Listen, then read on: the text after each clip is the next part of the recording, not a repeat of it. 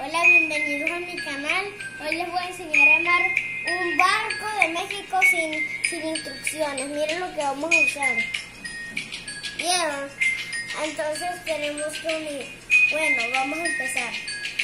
Empezamos con este grande, ¿verdad? Empezamos con este.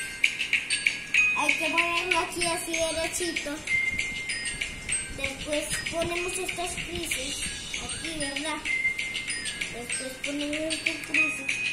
Miren cómo está quedando, miren. Así. Después ponemos estas dos. Aquí. Aquí así. ¿Verdad? Miren cómo está quedando, ¿verdad? Está quedando fino, ¿verdad?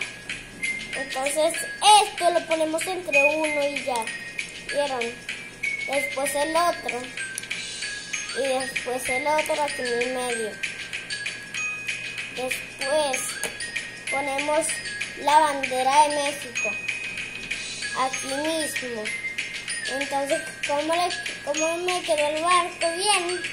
Entonces, si se te olvidó suscribirte a mi canal para que vean los videos que voy subiendo.